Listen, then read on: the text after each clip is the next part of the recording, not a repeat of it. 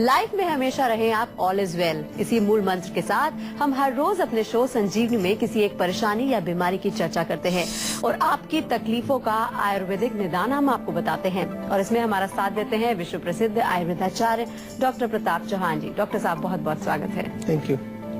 और संजीवनी में हम हर रोज की तरह सेहत से जुड़ी किसी न किसी एक समस्या पर चर्चा करते हैं और आपको देते हैं उसका आयुर्वेदिक समाधान। आज की कड़ी में हम चर्चा करेंगे बढ़ते पेट को कम करने के उपायों के बारे में। अक्सर लोग पेट को कम करने में लगे रहते हैं, लेकिन इसमें सबसे बड़ी समस्या आती है पेट के आसपास के फैट को हटाने की।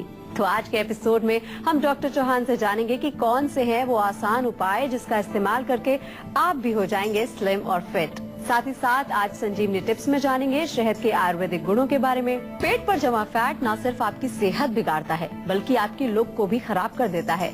ऐसे में डॉक्टर साहब से अब जानते हैं कि कौन से कारण हैं जिनसे पेट की चर्बी बढ़ती है। जी डॉक्टर साहब, बताएं क्यों जल्दी होता है पेट मोटा? देखिए, बहुत अच्छा विषय है क्योंकि बहुत सारे लोग हैं जो पेट के फैट से परेशान है। पेट बाहर निकला रहता है, बेचारे थोड़ा सा खाते हैं फिर भी पेट बाहर निकल आता है। महिलाओं की भी बड़ी भयंकर समस्या है ये। तो हमें सबसे पहले कारण समझने चाहिए। हमेशा कारण ये नहीं होता कि आप बहुत ज्यादा खाते हैं इसलिए पेट बाहर निकला हुआ आपका। बहुत सारे ऐसे लोग हैं जो बहुत नियमित और बहुत कम मात्रा में भोजन खाते हैं, उनका भी पेट निकला हुआ है। तो क्या कारण है?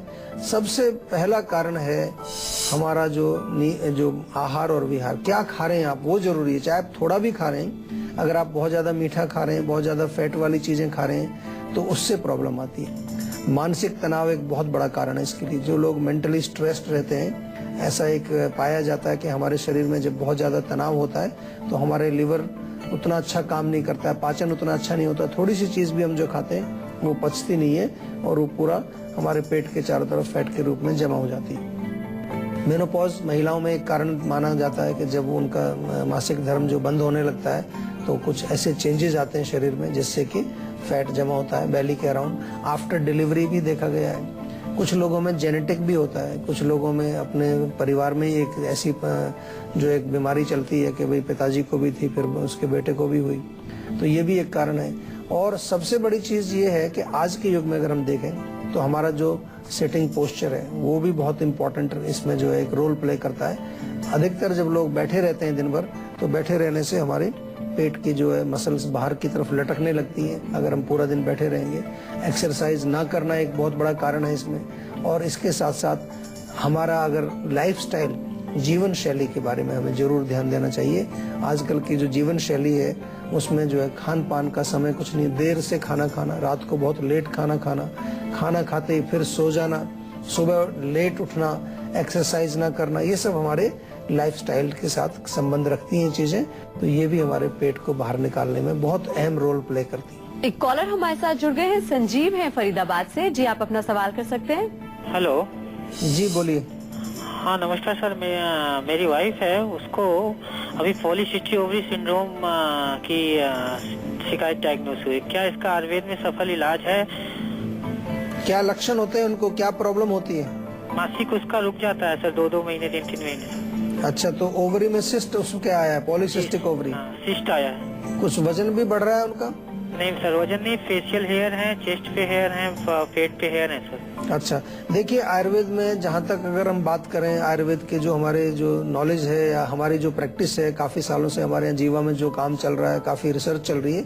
बहुत सारे पेशेंट हमारे पास पीसीओडी के आते हैं, रिजल्ट्स बड़े अच्छे आते हैं। लेकिन मैं आपको बार बार बताता हूँ कि हर पेशेंट अपने आप में एक यूनिक पेशेंट होता है। हर पेशेंट की हम प्रकृति, उसकी देश, उसका जो है शरीर, उसकी जो है आयु कितनी है, उसकी जो है किस प्रकार के सर्कमस्टांसेस में वो पेशेंट रहती है, ये तमाम चीजों को हमें समझना पड़ता है। चिकित्सा का जो सूत्र है वो तो सिंपल है। इसमें शोधन चिकित्सा इसमें की जाती है, लेकिन शोधन के साथ साथ बहुत महत्वपूर्ण इसमें जो चिकित्सा होती है वो इमोशनल लेवल पर और साइकोलॉजिकल लेवल पर जो महिला को परेशानी है उसके बारे में भी हमें विचार करना पड़ता है। काउंसलिंग करनी पड़ती है, बातचीत करनी पड़ती है, उसके मन को थोड़ा सा जो है खोलना पड़ता है। कहीं पर जो ब्लॉकेज एक हो जाती है, हमारे विचारों की ब्लॉकेज, हमारी जो नकारात्मक सोच है उसको कहीं सकारात्मक करने के लिए प्रयास करना पड़ता है। ये मैं इसलिए बता रहा हूँ कि जहाँ तक भी हार्मोनल डिस्टरबेंस होती है या हार्मोन से रिलेटेड जो प्रॉब्लम होती है उसमें केवल औषधि लेने से काम नहीं होता है।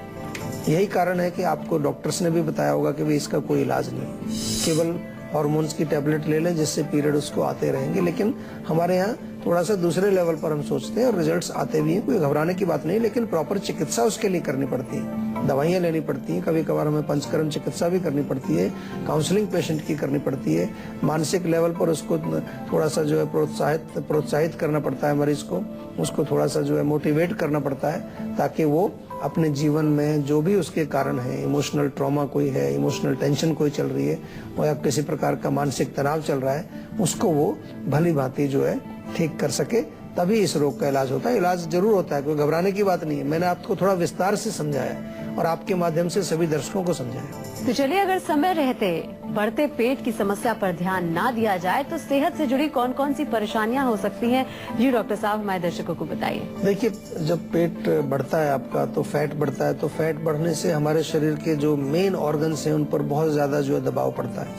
आपका ब्लड प्रेशर बढ़ता है, आपका कोलेस्ट्रॉल बढ़ता है, आपके हार्ट की प्रॉब्लम हो सकती है, आपको डायबिटीज हो सकती है, आपके घुटनों में दर्द हो सकता है। बहुत सारे पेशेंट ऐसे हैं जिनके घुटनों में दर्द केवल इसलिए होता है क्योंकि उनका वजन ज्यादा होता है। ओबेसिटी तो अपने आप में ही एक बीमारी है, फैट अपने आप में एक बीमारी है, उसके कारण अनेक प्रकार की प्रॉब्लम्स हमारे शरीर में होती हैं। इसके अतिरिक्त सांस लेने में तकलीफ, खास तौर पर चलने फिरने में, जब आप सीढ़ियाँ चढ़ते हैं या जो है थोड़ा बहुत पैदल चलते हैं, थोड़ी देर कुछ परिश्रम करते हैं आप, तो सांस फूलने लगता है। और इसके अतिरिक्त कुछ शरीर के अंदर ब्लॉकेजेस हो जाती हैं, कई प्रकार की गांठें शरीर में, कई बार फैट की गांठें बनने लगती हैं। तो ये तमाम चीजें हैं, इसको नजरअंदाज नहीं करना चाहिए। अगर आपके पेट के आसपास अगर फैट जमा शुरू हो जाए तो उसको जल्दी से जल्दी अगर आप चिकित्सा करेंगे तो बहुत अच्छा रहेगा, क्योंकि जितना देर करेंगे उतने ही रिस्क फैक्टर्स आपके बढ़ते जाते हैं, यानी कि आपको दूसरी बीमारी आने के चांसेस हैं। ये पहला संकेत है।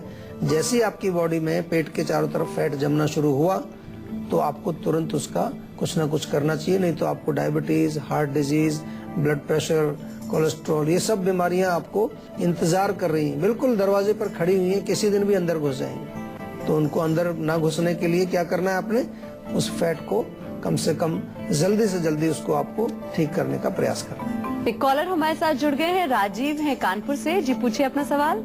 नमस्कार जी, मैं राजीव बात कर रहा हूँ कानपुर से। जी मेरे हेल्थ से जुड़ी समस्या है जी। मेरा कितना भी खाता मेरा शरीर नहीं बनता मैम। शरीर नहीं बनता आपका मतलब आपका वजन नहीं बढ़ता है? जी मेरा वजन नहीं बढ़ता जी। हाँ, मेरी 23 साल उम्र है और मेरा अच्छा। वेट है 58 kg। अच्छा, तो आपको भूख ठीक लगती है? जी हम भूख भी थोड़ी कम लगती है जी। अच्छा, और कुछ शरीर में कमजोरी महसूस करते हैं? जी हम बिल्कुल सर, कमजोरी महसूस होती है शरीर में। अच्छा अच्छा, हाइट कितनी है आपकी? हाइट है जी 5'10". 5'10". अच्छा, हाइट आपकी अच्छी है, उसके कारण भी जो है कई बार शरीर थोड़ा और दुबला पतला लगता है, क्योंकि जो लंबे लोग होते हैं अगर थोड़ी उनका वजन कम हो तो शरीर दुबला पतला और ज्यादा लगता है। लेकिन सबसे पहले चीज ये है जो मैंने आपसे पूछा कि भूख आपको लगती है कि नहीं, आपको कमजोरी महसूस होती है कि नहीं, बहुत आवश्यक है सभी लोगों के लिए। आजकल मैं देख रहा हूँ कि बहुत सारे लोग जो है इस चक्कर में लगे हुए हैं कि हम जो है बहुत स्ट्रॉन्ग बन जाएं, मसल्स हमारी बड़ी बड़ी बन जाएं और वेट बढ़ जाए, हम जरा तगड़े दिखने लगे।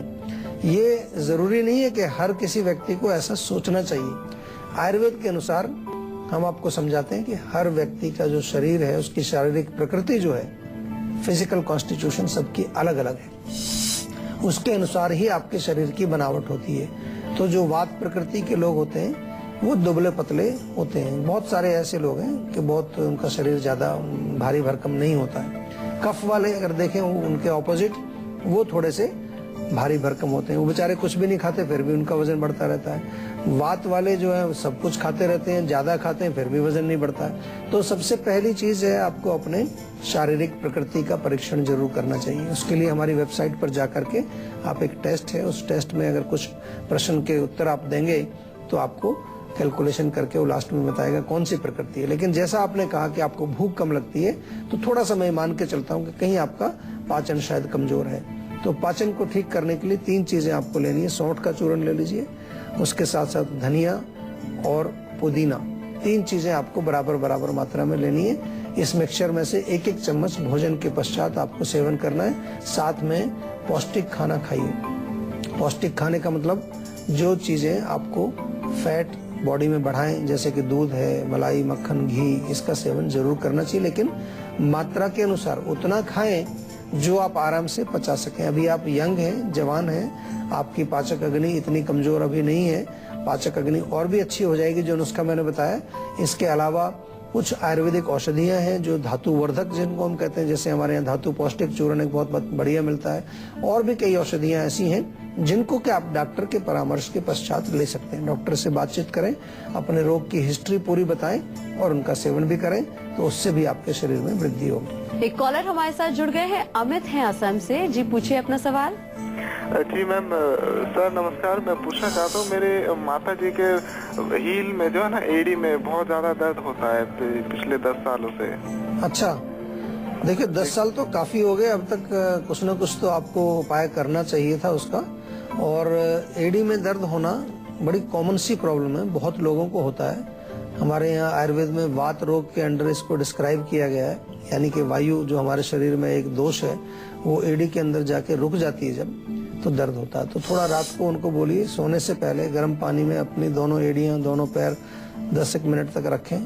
थोड़ा नमक डाल लीजिए उसमें पानी में। उसके पश्चात तिल के तेल से मालिश करके रात को वो सोएं। खाने में मेथी का सेवन उनको कराइए। मेथी दाना, मेथी का दाना लेके उसका पाउडर बना लीजिए। आधा चम्मच सुबह, आधा चम्मच शाम को, दिन में 2 बार गर्म पानी से सेवन करना। लेकिन अगर पुराना रोग है, क्योंकि जैसा आपने कहा 10 साल हो गए हैं, तो इसमें डेफिनेटली आपको आयुर्वेदिक दवाइयां लेनी पड़ेंगी। केवल घरेलू नुस्खे, केवल मालिश करना, केवल उपचार करने से आपको पूरा लाभ नहीं मिलेगा। इसलिए आयुर्वेदिक दवाइयां भी साथ में जरूर लेनी चाहिए। और अब बात कर लेते हैं आज की संजीवनी की, जिसमें डॉक्टर साहब आपको बताएंगे पेट को कम करने के तरीके के बारे में। तो डॉक्टर साहब, क्या है आज की संजीवनी? देखिए, पेट कम करना सबसे पहला, जैसे मैंने आपको कारण बताए, सबसे पहले अपना लाइफस्टाइल, अपनी डाइट में मिठाइयाँ, इवन जो चाय पीते हैं लोग, हमारे यहाँ भारत में 3-4 चाय तो हर आदमी पीता है रोज। उसमें 1 चम्मच चीनी तो डलती है। कुछ तो कहते हैं थोड़ी भैया और डाल दे, 1 चम्मच और डाल दे। मैं कई बार देखता हूँ आजकल वो क्यूब्स होती हैं, तो एक से तो किसी का काम चलता नहीं, 2, 3, 4 तक लोग डाल लेते हैं 1 कप में। तो जितनी ज्यादा चीनी अंदर जाएगी वो कहीं ना कहीं आपको इस रोग में नुकसान करेगी। फैट वाली चीजें हैं, भारत में बहुत खाई जाती हैं, तली चीजें बहुत खाई जाती हैं, पराठा, पकौड़े, समोसे, टिक्की, ये फ्राइड चीजें बहुत खाई जाती हैं। तो थोड़ा सा आहार विहार पर ध्यान दें, एक्सरसाइज रेगुलर करें। सबसे पहला आपको यही टिप देना चाहूंगा मैं। उसके अलावा कुछ चीजें बहुत अच्छी हैं जो आप नियमित रूप से कर सकते हैं। आप जो है गर्म पानी, उसमें थोड़ा सा नींबू डाल करके दिन में 3-4 बार पिए। हल्का सा चाहो तो उसमें थोड़ा सा शहद भी मिला सकते हैं, वो आपको बहुत फायदा करेगा। अगर शहद नहीं भी अवेलेबल है, नींबू तो कहीं भी मिल जाता है आपको, या सुबह आप गर्म पानी रखिए, नींबू साथ में रखिए, थोड़ा सा 1 कप पानी में नींबू निचोड़ के उसको पी लीजिए। इसके साथ साथ ग्रीन टी अच्छा काम करती है, ग्रीन टी आप पी सकते हैं। एलोवेरा का जूस आजकल काफी पॉपुलर है, वो भी आप सेवन कर सकते हैं। हमारे यहाँ जीवा में तो हमने एक चाय बोलते हैं, उसको स्लिम टी बोलते हैं, बहुत अच्छा काम करती है। स्लिम टी आप मंगा सकते हैं जीवा से। उसका नाम से थोड़ा सा आपको लगेगा कि भाई हमने पहले भी स्लिम टी पी थी, बहुत तरह की स्लिम टी चलती है, लेकिन नाम हमने इसको ऐसे ही रखा। एक्चुअली में एक काढ़ा है, और काढ़ा क्या करता है, वो सफाई करता है। जो भी हमारे स्रोतस हैं, जहाँ जहाँ फैट जम गया है, उनको जो है अंदर जाके क्लीन करता है। बहुत अच्छा इसका रिजल्ट है, वो भी आप सेवन कर सकते हैं। लेकिन बहुत इंपॉर्टेंट है आपके लिए कि मानसिक तनाव को भी आप कंट्रोल में करें, नियमित रूप से थोड़ा ध्यान करें, प्राणायाम करें, मेडिटेशन करें और खुश रहने की कोशिश करें। तो चलिए, डॉक्टर साहब ने आपको ये तो बता दिया है कि कैसे आप अपना पेट कम कर सकते हैं, लेकिन डॉक्टर साहब सावधानियां क्या बरत सकते हैं? सावधानियां इसमें यही है कि अगर आपका पेट बाहर निकल रहा है तो सबसे बड़ी चीज आपको ध्यान रखनी है कि पोस्चर अपना ठीक रखना है। बैठे रहने का यदि आपको काम है, हर 2 घंटे पर थोड़ा उठ करके आपको चलना है, स्ट्रेचिंग करनी है, एक्सरसाइज करनी है। और मीठे से बचिए, मीठा कम खाइए, मिठाइयाँ कम खाइए। हमारे यहाँ पर हर त्योहार पर जो है मिठाई, और खूब दबा के खाते हैं लोग मिठाइयाँ। तो मीठा जो है वो इतना नुकसान करता है इस रोग में कि आपको बहुत ज्यादा नुकसान होता है। आइए अब डॉक्टर साहब से जानते हैं क्या है शहद की खूबियाँ। जी डॉक्टर साहब। देखिए, शहद अपने आप में एक अच्छा एक टॉनिक भी है, कंप्लीट फूड इसको कहते हैं। इसलिए कहते हैं कि बहुत सारे इसमें जो है पोषक तत्व पाए जाते हैं। और खास तौर से अगर आपको दूध में शहद मिला करके अगर आप पिए तो एक ये कंप्लीट फूड माना जाता है। इसमें सारी सब चीजें आपको मिल जाती हैं। तो दूध अगर आप पीते हैं तो जब भी दूध पिए तो चीनी ना डालें उसमें, 1 चम्मच शहद मिला करके पिए। लेकिन शहद उसमें मिलाना कब है? जब दूध आपके टेबल पर रखा है, ऊपर जब उबाल रहे हैं उस समय शहद मत मिलाइए उसमें, शहद को उबालना नहीं चाहिए। दूसरा, अक्सर जब आपको कोई भी कफ का रोग हो, नाक बंद होती है, गले में खराश है, आपको दमा होता है, सांस आने में मुश्किल होती है, ऐसे रोगियों के लिए, कफ के रोगों के लिए शहद बहुत अच्छा है। शहद का सेवन आप रोज करिए, 1 चम्मच रोज सुबह शाम आप सेवन करें, उससे फायदा मिलेगा। खांसी अगर आपको है तो अदरक का रस और शहद बराबर मात्रा में मिला करके आप रख लें और उसमें से 1-1 चम्मच दिन में 2 या 3 बार आप सेवन करेंगे, उससे आपको बहुत लाभ मिलेगा। और छोटे छोटे बच्चे जो होते हैं जिनके दांत निकल रहे होते हैं, कई बार आपने देखा होगा बहुत ज्यादा उनको कष्ट होता है, मसूड़ों में उनको प्रॉब्लम होती है, कई प्रकार के लक्षण उनमें देखने को मिलते हैं। ऐसे छोटे बच्चों के मसूड़ों में शहद की थोड़ी सी जेंटल मालिश करें तो उनको काफी फायदा मिलता है। और इसके अतिरिक्त शहद का प्रयोग आप कर सकते हैं, कहीं पर आपको जख्म बन गया है, कोई घाव है, उस पर लगाने से शहद जो है हीलिंग का काम भी करता है, जख्म को भरने का काम भी करता है।